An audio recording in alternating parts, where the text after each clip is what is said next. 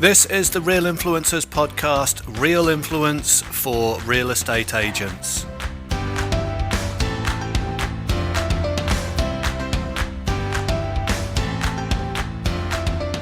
So we're really fortunate today to have Peter Gordon on the Real Influencers podcast. I can't wait to hear his thoughts about the real estate industry and the path to his success. Hi, Peter, and can you start us off by answering the first question, which is always, what was the thing that got you started in real estate in the first place? I grew up in Sydney. I grew up on the North Shore of Sydney. I went, I was not a particularly good student. I didn't have a particularly good sort of academic career. I never really kind of excelled at school or anything like that. I didn't really conform to, the usual kind of model of getting out of school and going to university and then getting a 9-to-5 job. That wasn't my thing. I've never really been particularly good at being in a situation where I've got, someone or something really controlling my time or anything like that. So I think real estate for me is great because, you get out of it what you put into it. There's no ceiling on what you can do in terms of, where you can get to with your career. And there's no one really watching over your back as well because, if you're not working hard, then you're just simply not making money, not really costing the boss any money either if you're not making money. So, I think it's, I love working with people. I love being outside. The idea of being in a 9-to-5 kind of mundane job, really that sort of corporate world really didn't excite me at all. And I think real estate's just it's a great career in that you can make what you want of it, and you can be a little bit outside of the box, which is great.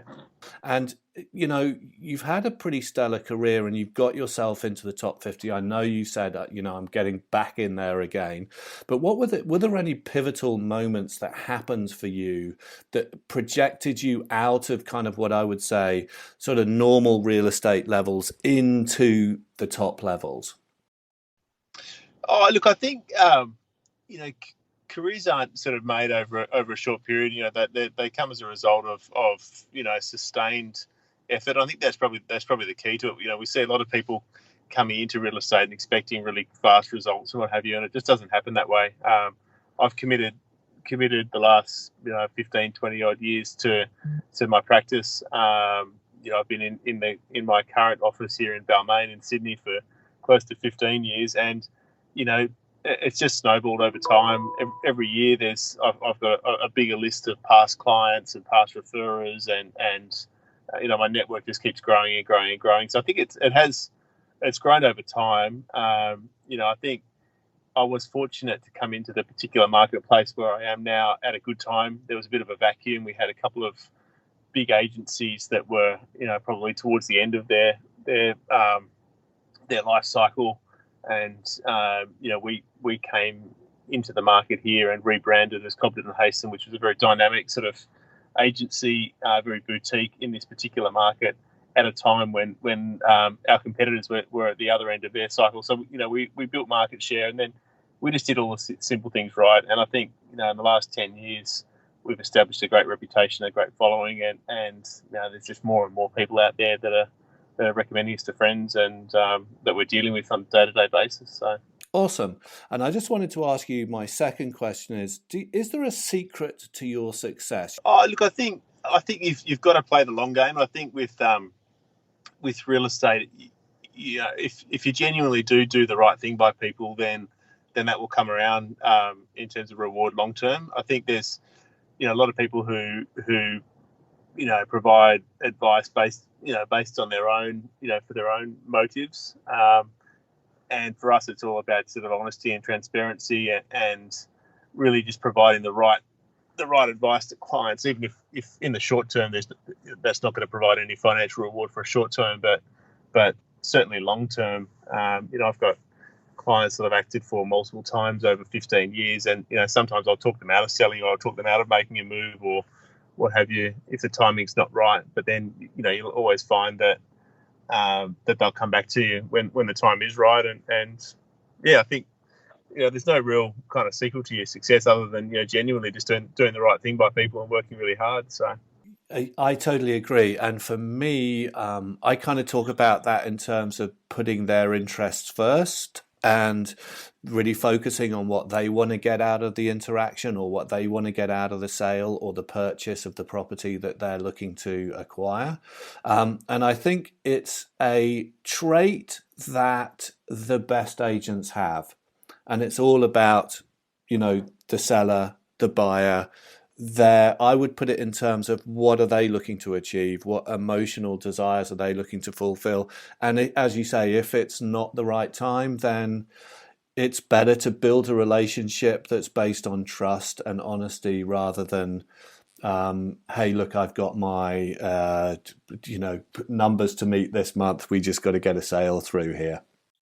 Yeah, that's right. I mean, that's probably one of the parts of the job that I like best is that sort of, the initial meeting that you have with a client, you ask lots of questions and you kind of, you go and you diagnose their situation, right? So you try and work out exactly what their pain points are and what they're trying to achieve out of the move. And, and then you basically provide a recommendation or a strategy that is based on their situation. And, that the reward of them being able to actually get an outcome through that process and as giving the right advice and becoming their advisor through that process is great. So, we're not kind of a cookie cutter type approach. There's lots of different ways to, to handle, helping people move from where they are to where they want to be. So, yeah. So on that, trust is a really critical ingredient for that. Now, obviously, with your reputation, with being in the area for a long time, etc., you've built up that trust over the years by having the clients that you've worked with. How do you build up trust with people that you haven't worked with before? Do you have a process that you use, or do you just are charming and kind and focus on them, etc.? Look, I think people can recognise when you're telling them what's in their best interests. And I think if you're prepared and you back yourself up with facts and what have you, then it's and it's black and white. There's no fluff when I'm talking to somebody. I'll let them know what I think their property's worth and the reason why I think it's worth that. And I won't just sort of throw numbers at people and what have you. So I think I think with confidence and with credibility in a marketplace, it's easy to build trust because people can see that. Like, it's quite transparent for someone. If you're talking to someone who knows what they're talking about, then that just comes across. You can't really fake that. So, I totally agree, and I think as well it kind of comes back to what you were talking about before as well, which is the sort of transparency and honesty angle as well. I think that really helps to build up that trust in line with the credibility and all of the other things you were just talking about. Yeah. So the agent's skill set, which is my third question, the agent skill set really falls into a number of categories. You've got to be good at selling for those listing presentations. You've got to be good at negotiations, and you've got to be really a great communicator in the auctions. Is there a part of that process that you love the most? Oh, look, I love putting deals together. And that I think a lot of that just comes down to really, understanding people and building a connection with both buyers and sellers and diagnosing people's situations. And when you're negotiating with someone, it's great to be able to actually, cut through the mustard and work out exactly, if what you're looking to, what am I trying to say is that, it probably is the people side of it that I really enjoy. It's it's working with the buyers and the sellers. It's not about real estate sales. Has got nothing to do with being a salesperson.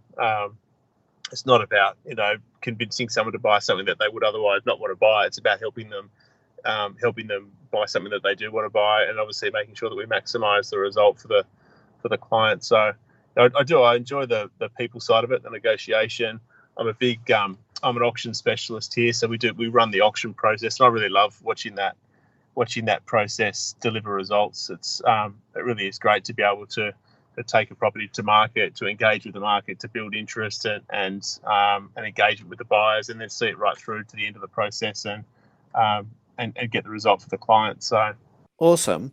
Quick question, Peter.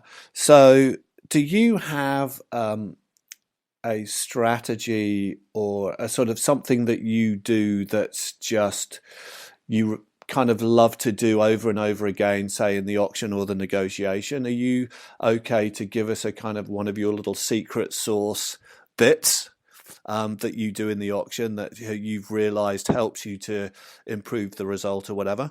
No, not really. I guess the thing with an agent is if you build the rapport and the credibility and the relationship with a client at the very start, then you're not really asking them, what they want to do. You're telling them what they need to do throughout the process. So when it comes to things like setting a reserve price, I will, I'll provide them with really clear factual reports all the way through the marketing campaign and communicate really honestly with them.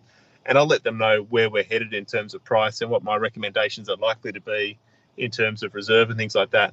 And I would say that, probably 9.5 out of 10 will accept my recommendation as to what reserve price we set on the reserve day, on the auction day. And there's a lot of strategy that goes behind that, but it's very rare and I think a lot of agents make that mistake where they're asking the client, okay, where would you like to set the reserve price? Mm. And rather than being, asking them for permission or asking them what they want to do, like the vendors and our clients are looking to us for advice and for credible advice. And so if I always just grab that by the horns from the very start, and I have very little resistance, a very little issue managing price expectations and managing vendors' reserve prices and things like that in any of my sales. So is that down to that trust element and the building of the rapport that you've talked about? It is, yeah, and it's down to having them believe that what you're doing is in their best interest, and being able to make a recommendation and then provide the reason behind that recommendation and present that to them with confidence and with credibility. So yeah, my clearance rate here in Sydney's this year I think I'm close to 95% auction clearance Wow, rate, that's and amazing. That's yeah, amazing.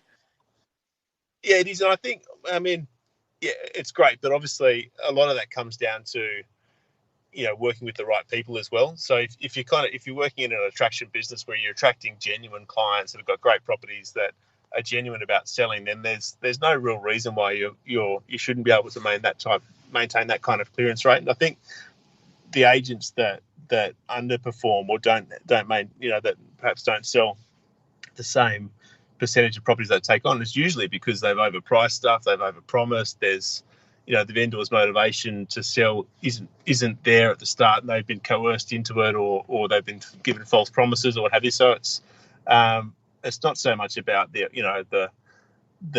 just the agent's skill set in being able to clear properties. It's also being able to attract the right business and making sure the business that you take on is the right kind of business as well. Mm. That's a really, really good point. Sometimes we forget that there are many factors in play in any one moment that impact a result further down the track, which is really what you were just talking about.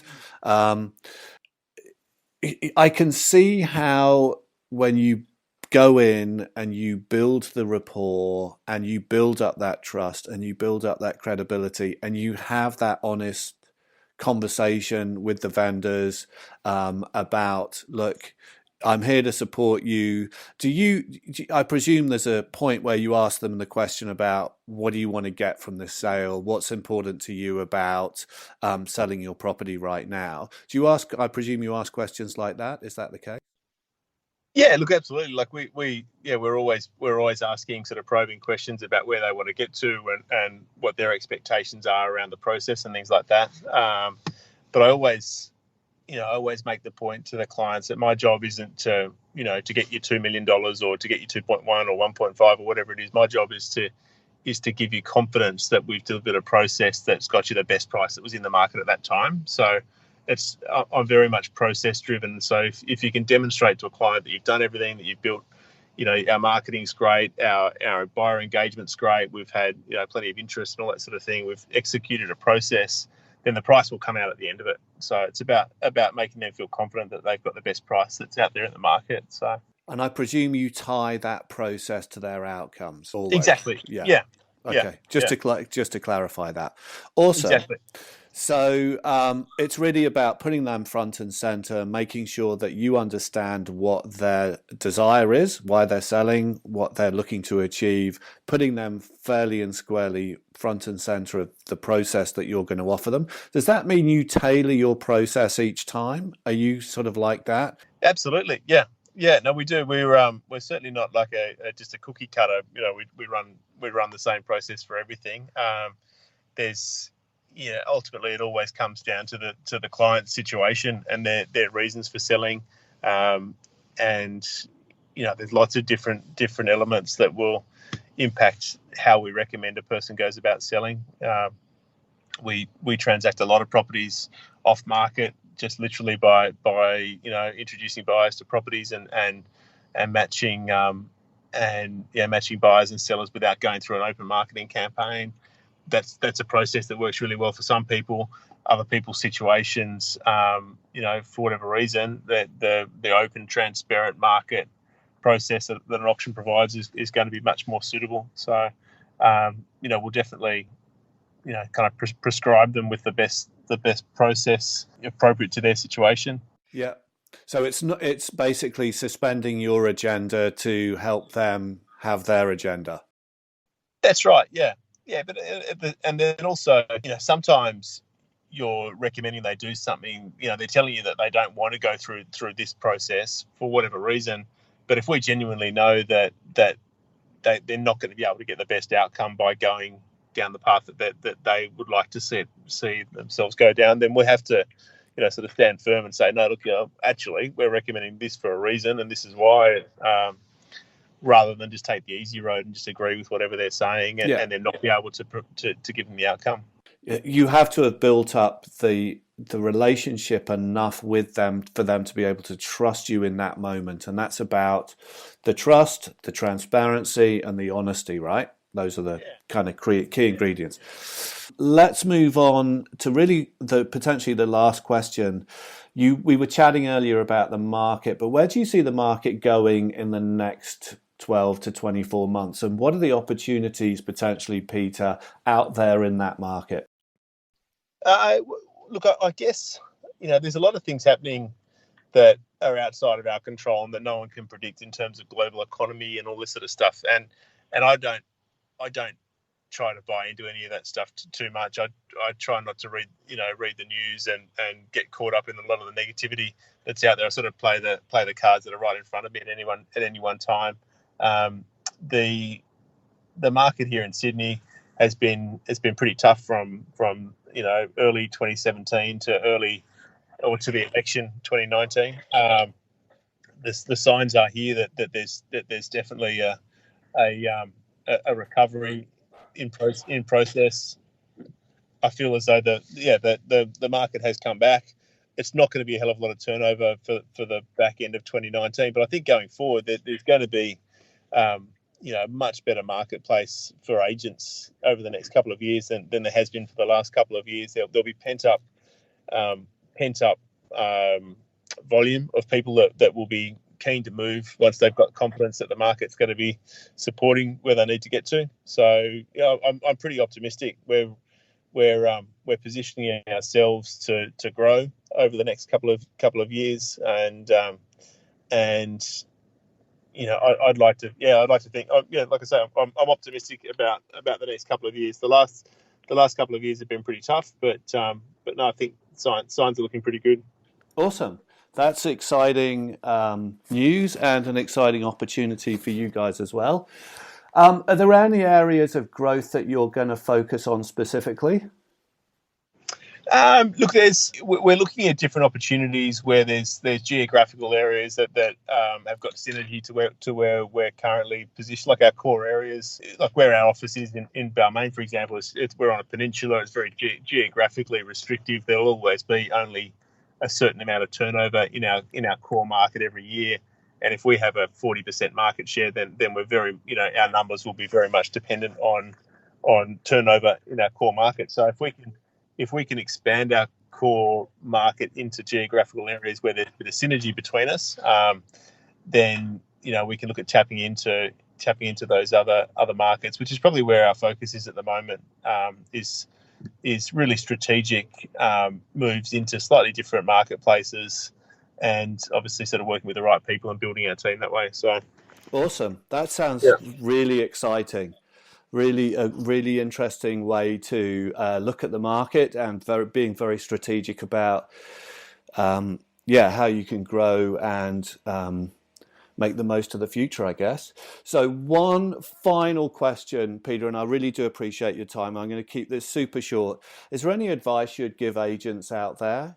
Oh, look, I think it's always just to play the long game.